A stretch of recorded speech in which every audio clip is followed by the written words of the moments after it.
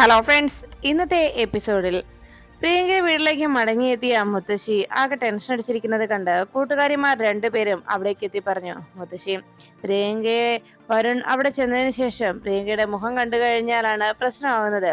പ്രിയങ്കയുടെ മുഖം കണ്ടാൽ ചിലപ്പോ വരുൺ എന്തെങ്കിലും പ്രശ്നം ഉണ്ടാക്കിയാലോ, അതിൽ നിന്ന് എങ്ങനെ രക്ഷപ്പെടും, പ്രിയങ്ക എങ്ങനെ കൈകാര്യം ചെയ്യും, അതൊക്കെ ഞങ്ങളാണെങ്കിൽ പ്രിയങ്ക എന്ത് സംഭവിച്ചാലും വരുണിനെ വിട്ട് പോകരുത് എന്ന് പറഞ്ഞ് അവളെ മനസ്സിലാക്കിയിരിക്കുകയാണ്. അതുകൊണ്ട് തന്നെ അവളുടെ സ്വപ്നങ്ങളെല്ലാം വരുണിലൂടെ നേടിയെടുക്കാൻ കഴിയുമെന്നുള്ള പ്രതീക്ഷയിലാണ് പ്രിയങ്ക.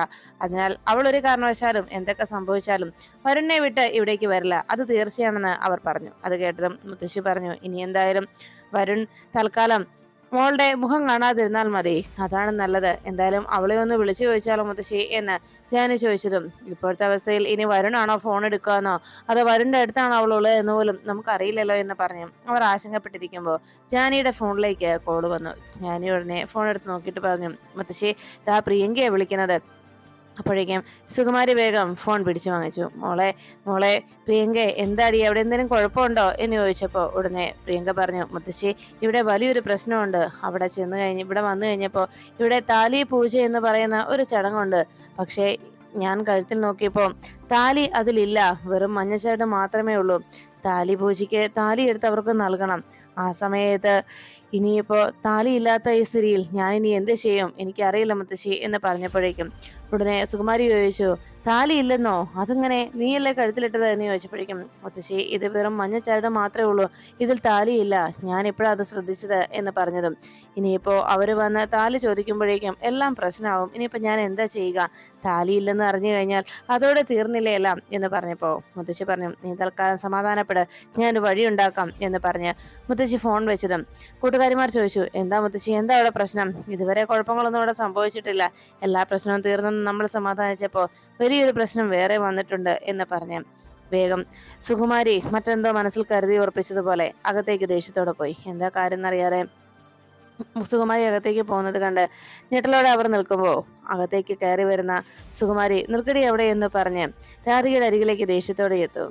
നീ എന്താടി കരുതിയത്, എന്റെ മോളെ സമാധാനത്തോടെ ജീവിക്കാൻ അനുവദിക്കില്ലേടി നീ എന്ന് ചോദിച്ച് വേഗം രാധികയുടെ മുടിക്കുത്തിന് പിടിക്കുന്നു സുകുമാരി. ഇത് കണ്ടതും രാധിക പറഞ്ഞു, മുത്തശ്ശി എന്റെ മുടിക്ക് പിടിക്കാതെ എനിക്ക് വല്ലാതെ വേദനിക്കുന്നു എന്ന് പറഞ്ഞു. ഇത് കണ്ടുകൊണ്ട് അവിടേക്ക് യശോദ എത്തി. എടി, നീ എന്റെ കൊച്ചിന് സമാധാനം കൊടുക്കില്ല എന്നിട്ടാണോടി നീ മനഃപൂർവ്വം ഈ ചതി ചെയ്ത് എന്ന് ചോദിച്ചപ്പോ യശോദ അവിടേക്ക് വന്ന് ചോദിച്ചു, അമ്മേ എന്താ ഈ കാണിക്കുന്നത്, ഈ കണ്ട ദ്രോഹങ്ങളൊന്നും ചെയ്ത് പോരാഞ്ഞിട്ടാണോ ഇപ്പോ മുത്തശ്ശി ഇപ്പോ അമ്മ ഇങ്ങനെയൊക്കെ ചെയ്യുന്നത് എന്ന് യശോദ ചോദിച്ചപ്പോഴേക്കും യശോദയോട് സുകുമാരി പറഞ്ഞു, അതെ, ഇവളെന്താ ചെയ്തതെന്ന് നിനക്കറിയാവോ, പ്രിയങ്ക മോളുടെ കഴുത്തിലെ ഇപ്പൊ താലിയില്ല, അവര് താലി പൂജയ്ക്ക് താലി ചോദിച്ചപ്പോ അവളുടെ കഴുത്തിൽ താലിയില്ല, വെറും മഞ്ഞച്ചരട് മാത്രമേ ഉള്ളൂ, ഇവളാ താലി എടുത്ത് മാറ്റിയിട്ടാ എന്റെ മോൾക്ക് കൊടുത്തത് എന്ന് പറഞ്ഞതും രാധിക പറഞ്ഞു, മുത്തശ്ശി എന്റെ തല വേദനിക്കുന്നു, ഞാൻ പറയുന്നു ഒന്ന് കേൾക്ക്, ഞാൻ ആ സമയത്ത് ഒന്നും ചെയ്തില്ലല്ലോ, നിങ്ങൾ എല്ലാവരും കൂടിയല്ലേ എന്റെ ദേഹത്ത് നിന്ന് അതെല്ലാം അഴിച്ചെടുത്തത്, അതിനിടയ്ക്ക് ഞാൻ അത് എവിടേക്ക് എടുത്ത് മാറ്റാനാ എന്ന് ചോദിച്ചപ്പോ യശോദ വേഗം ഓടി വന്ന് സുകുമാരിയുടെ കയ്യിൽ നിന്ന് രാധികയെ രക്ഷിക്കുന്നു. അമ്മ കൈ വിട്ടേ, എന്തിനാ എന്റെ കുഞ്ഞിനോട് ഇങ്ങനെ ചെയ്യുന്നത്, ഇത്രയൊക്കെ ദ്രോഹം ചെയ്ത് പോരാഞ്ഞിട്ടാണോ എന്ന് ചോദിച്ച് രാധികയെ പിടിച്ചു മാറ്റുമ്പോഴേക്കും ഉടനെ രാധിക വേഗം സുകുമാരിയുടെ പിടുത്തിയിൽ നിന്ന് രക്ഷപ്പെടാനായി യശോദയുടെ പിന്നിൽ വിളിച്ചിട്ട് പറഞ്ഞു, അമ്മേ ഞാൻ ഒന്നും ചെയ്തിട്ടില്ല അമ്മേ. അപ്പോഴേക്കും യശോദ പറഞ്ഞു, അമ്മേ അവള് പറഞ്ഞതും കാര്യല്ലേ, ആ മണവാട്ടിയായി നിന്ന മോളുടെ ദേഹത്ത് നിന്ന് അതെല്ലാം അഴിച്ചു മാറ്റിയത് നിങ്ങൾ എല്ലാവരും ചേർന്നല്ലേ, അതിനിടയിൽ അവൾ എന്ത് ചെയ്യാനാ എന്ന് ചോദിച്ചപ്പോ സുകുമാരി പറഞ്ഞു, അതെ എനിക്കതൊന്നും അറിയണ്ട, അവിടെ ചെന്ന് കഴിഞ്ഞപ്പോ പ്രിയങ്ക അവളുടെ കാര്യത്തിൽ താലിയില്ല, ഇപ്പോ അവര് താലി പൂജയ്ക്കായി താലി അന്വേഷിക്കും, ആ സമയത്ത് താലി കൊടുത്തില്ല എങ്കിൽ അത് കൂടുതൽ പ്രശ്നമാകും എന്ന് ചോദിച്ചപ്പോ യശോദ പറഞ്ഞു, ഇതിനിടയിൽ എന്ത് ചെയ്യാനാ, താലി ഇല്ലെങ്കിൽ പിന്നെ എന്ത് ചെയ്യാനാ, അതൊക്കെ അവളുടെ കയ്യിലിരിപ്പുകൊണ്ടാ, അല്ലെങ്കിൽ ഇതൊക്കെ സ്വയം വരുത്തി വെച്ച ദോഷങ്ങൾ തന്നെയാ, അതാ നല്ലത്, അല്ലാതെ ഈ സമയത്തിനുള്ളിൽ താലി എങ്ങനെ അവളുടെ കയ്യിലെത്തിക്കും, താലി അത് എവിടുന്ന് ഒപ്പിക്കാനാ എന്ന് ചോദിച്ചപ്പോ ഉടനെ സുകുമാരി പറഞ്ഞു, താലി എങ്ങനെയാണെങ്കിൽ എന്റെ കയ്യിൽ ഇരിപ്പുണ്ടല്ലോ എന്റെ താലി, ആ താലി അതുപോലെ തന്നെയാ ഇരിക്കുന്നത്, അത് എത്രയും വേഗം അവിടെ എത്തിക്കണം, അതേ രക്ഷയുള്ളൂ.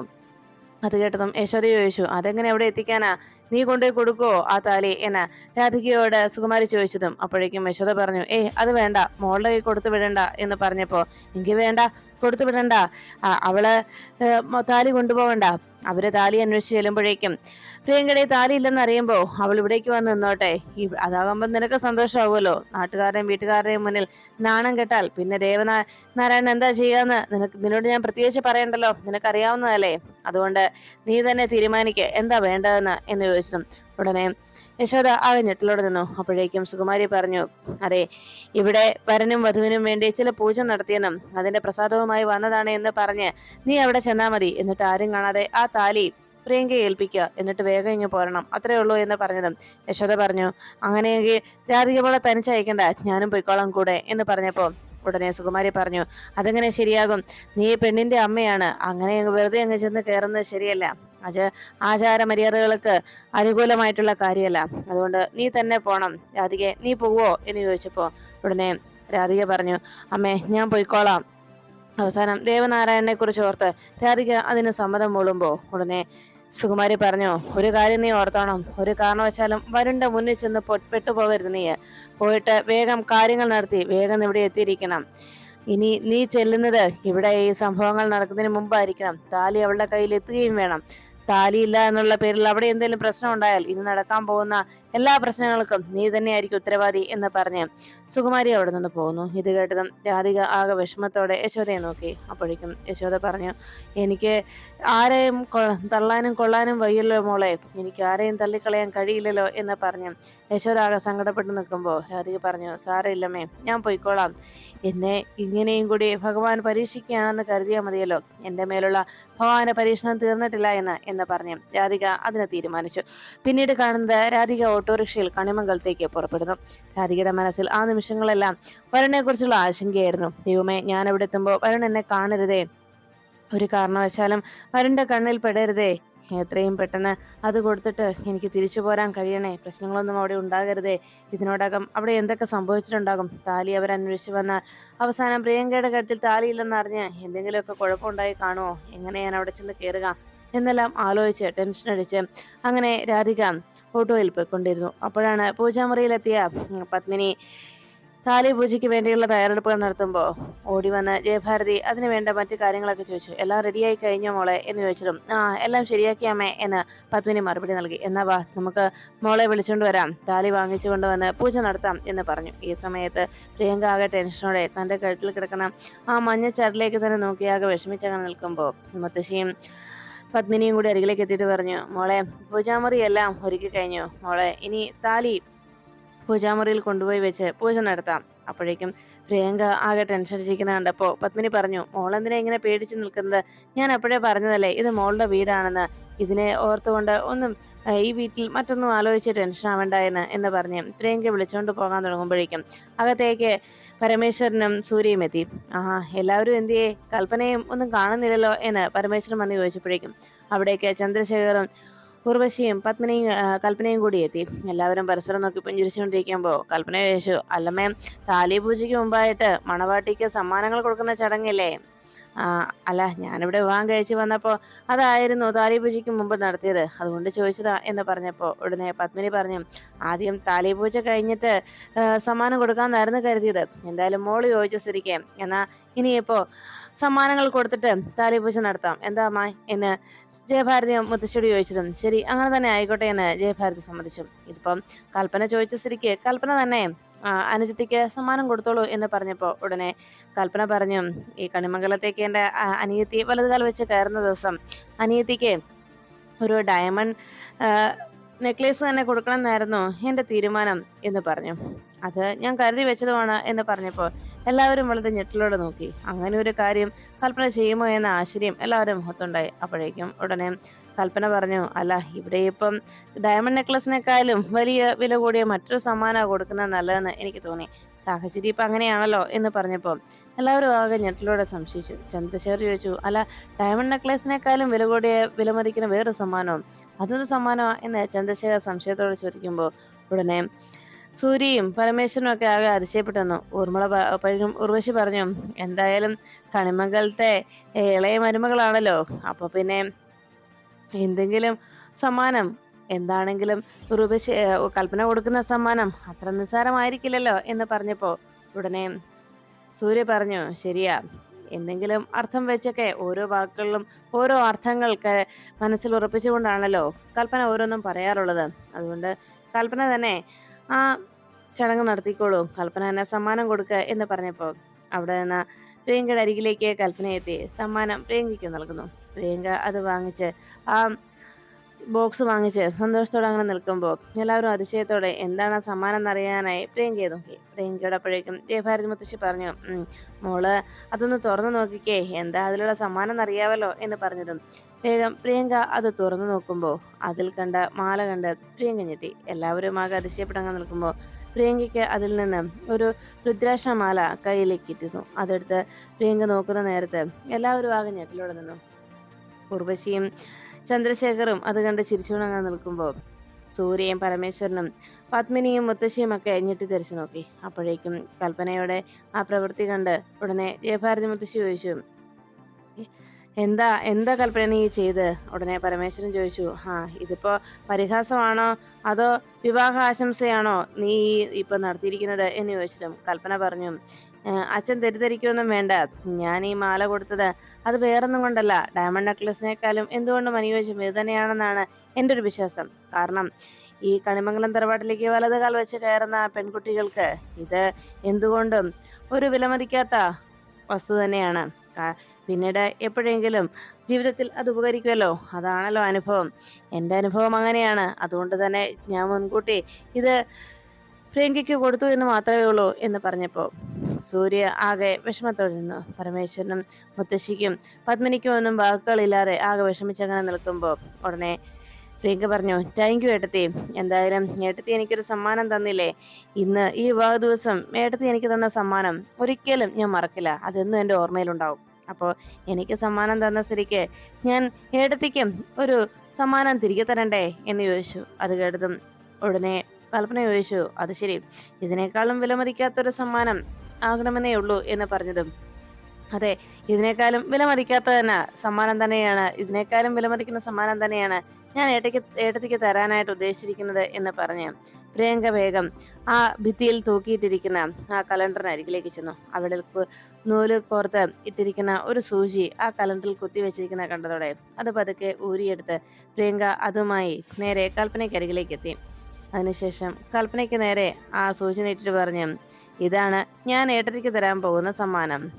കുടുംബത്ത് സമാധാനം ഉണ്ടാകണമെങ്കിൽ ആവശ്യമില്ലാത്ത വാക്കുകൾ പറയുന്ന വാ തുന്നിക്കെട്ടിയിരിക്കണം എന്ന് പറഞ്ഞ് അത് പ്രിയങ്ക കൽപ്പനയുടെ കയ്യിലേക്ക് വെച്ചു കൊടുക്കുന്നു.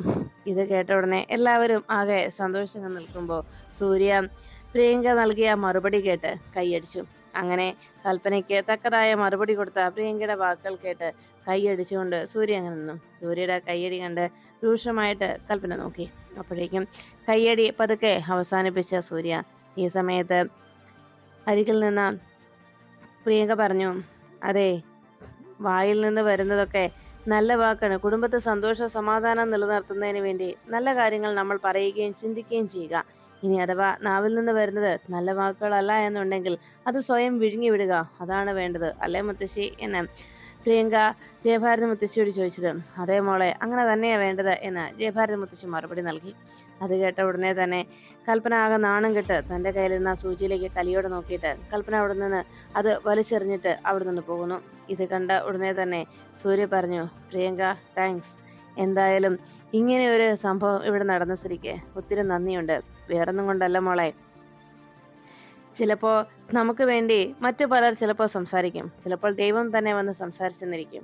അങ്ങനെ ഒരു കാര്യത്തിന് താങ്ക് യു എന്ന് സൂര്യ പറയുമ്പോൾ ഉടനെ മുത്തശ്ശി പ്രിയങ്കയുടെ അരികിലേക്ക് എത്തിയിട്ട് പറഞ്ഞു, ദേവനാരായണൻ തിരുമേനിയുടെ പാണ്ഡിത്യവും അതുപോലെ തന്നെ മോൾക്ക് പകർന്നു തന്നിട്ടുണ്ടല്ലേ അച്ഛൻ എന്ന് ചോദിച്ചതും ഉടനെ പരമേശ്വരൻ പറഞ്ഞു, അത് പിന്നെ തിരുമേനിയുടെ മോളുടെ പാണ്ഡിത്യത്തെക്കുറിച്ച് നമ്മൾ അങ്ങനെ ആശങ്കപ്പെടേണ്ട കാര്യമില്ലല്ലോ, തിരുമേനിയുടെ മകളല്ലേ, അപ്പോൾ ഇതുപോലെയുള്ള ഉപമയും ഉൽപ്രേക്ഷയും ഒക്കെ കൃത്യമായിട്ട് അറിയാമായിരിക്കുമല്ലോ എന്ന് പറഞ്ഞ് എല്ലാവരും സന്തോഷത്തോടെ പ്രിയങ്കയുടെ ആ ഒരു പ്രവൃത്തിയെ സന്തോഷപൂർവ്വം അംഗീകരിച്ചുകൊണ്ട് അങ്ങനെ പുഞ്ചിരിച്ചു നിന്നു.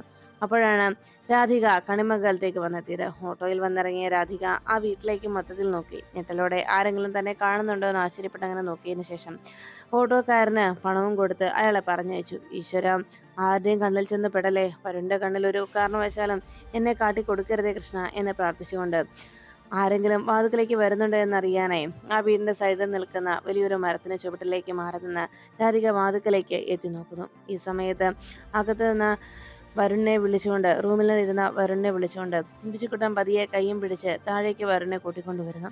അതേ, താലി പൂജയുടെ ചടങ്ങില് സാധാരണ വരനും ഉണ്ടാവണം, അതാണ് ആചാരം. അതുകൊണ്ട് വാ, എൻ്റെ കയ്യിൽ പിടിച്ച് പതുക്കെ വന്നാൽ മതിയെന്ന് വരുൺ പറഞ്ഞു. അതെ, എൻ്റെ കണ്ണിൻ്റെ മോഡല് കുറച്ച് മാറിയിട്ടുണ്ട്, എന്നാലും പൂർണ്ണമായിട്ട് ആ മോഡലങ്ങ് മാറിയിട്ടുമില്ല, ഇച്ചിരി ഇച്ചിരിയൊക്കെ വ്യക്തമായിട്ട് വരുന്നുണ്ട് എന്ന് പറഞ്ഞു.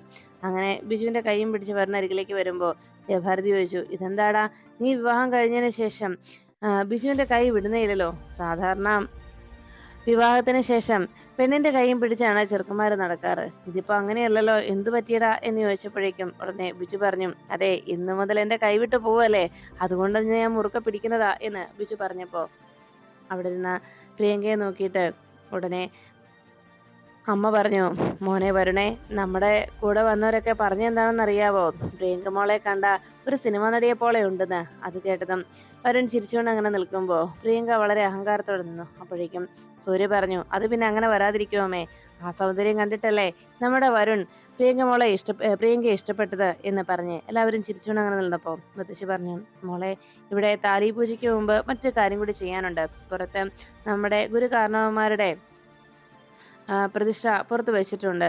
അതും നമ്മുടെ തുളസിത്തറയിൽ. അവിടെ ചെന്ന് അവിടുന്ന് തെളിയിക്കുന്ന വിളക്ക് അത് വേണം. നമ്മുടെ കുടുംബത്തിൽ എന്ത് നല്ല കാര്യം നടക്കുമ്പോഴും ആ ദീപം വേണം ഇവിടെ പൂജാമുറിയിൽ കൊണ്ടുവന്ന് പകർത്താൻ. അതുകൊണ്ട് തന്നെ ആ തുളസിത്തറയിൽ നിന്നുള്ള ദീപം ഞാൻ പോയി എടുത്തിട്ട് വരാം എന്ന് പറഞ്ഞ് മുത്തശ്ശി അവിടേക്ക് പോകുന്നു. അത് കേട്ട് ചിരിച്ചുകൊണ്ട് പ്രിയങ്ക അങ്ങനെ ഇരുന്നതും വരുണിനെ അപ്പോഴേക്കും പത്മിനി വേഗം പിടിച്ച് തൻ്റെ അരികിലേക്ക് ഇരുത്തി. ഇങ്ങോട്ട് വാടാ മോനെ എന്ന് പറഞ്ഞ് പത്മിനി തൻ്റെ അരികിലേക്ക് വരുണിനെ ബലമായി പിടിച്ചിരുത്തുന്നു. എന്നിട്ട് പത്മിനി വരുണിനോടും പ്രിയങ്കയോടും തമാശയൊക്കെ പറഞ്ഞ് അങ്ങനെ ചിരിച്ചുകൊണ്ട് അങ്ങനെ ഇരിക്കുമ്പോൾ വരുൺ അപ്പുറത്തിരിക്കുന്ന പ്രിയങ്കയുടെ മുഖത്ത് വ്യക്തമായി കാണുന്നില്ലെങ്കിലും എന്തോ ഒരു മൂടൽ വരുണിന്റെ മുഖത്ത് ഉണ്ടാവുന്നു. ആളെ വ്യക്തമായി കാണാത്തതുകൊണ്ട് വരുൺ ആകെ അസ്വസ്ഥമായി കണ്ണുകൾ ഒന്നുകൂടി ഒന്ന് തിരുമുകയും കാണാൻ കഴിയാത്തതിൻ്റെ ബുദ്ധിമുട്ടിൽ വരുൺ അങ്ങനെയിരുന്നു. ഈ സമയത്ത് രാധിക ആരും വാതിലേക്ക് വരുന്നില്ല എന്ന് ഉറപ്പുവരുത്തി പതുക്കെ അകത്തേക്ക് കയറി പോകാമെന്ന ധാരണയിൽ കയ്യിലിരുന്ന ആ താലിയും പിടിച്ചുകൊണ്ട് വേഗം അകത്തേക്ക് കയറാനായി വാതിക്കലേക്ക് രാധിക എത്തിയിരുന്നു. ആ നിമിഷം മുത്തശ്ശി സിറ്റൗട്ടിലേക്ക് ആ നിലവിളക്കും എടുത്തുകൊണ്ട് വരുന്ന കാഴ്ച രാധിക കണ്ടു. അത് കണ്ടതോടെ ഭയത്തോടെ അയ്യോ മുത്തശ്ശി എന്ന് ഞെട്ടിത്തെറിച്ച് രാധിക നോക്കി നിൽക്കുന്നു.